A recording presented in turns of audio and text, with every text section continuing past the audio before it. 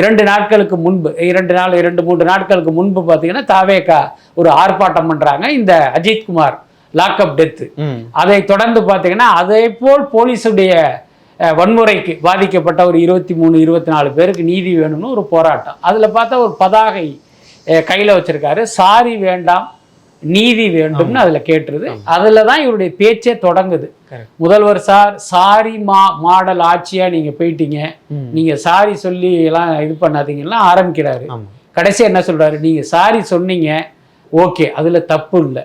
எப்படி முதல்ல அவர் ஆரம்பிச்சது வந்து சாரி சொன்னது தப்பு அப்படின்னு ஆரம்பிக்கிறாரு. அதை அடுத்து பேசும்போது நீங்க சாரி சொன்னது தப்பு இல்லை, பாதிக்கப்பட்ட இன்னும் 23 குடும்பம் இருக்கு, அவங்களுக்கும் சாரி சொல்லுங்கன்னு வந்து அந்த பேச்சை முடிக்கிறாரு.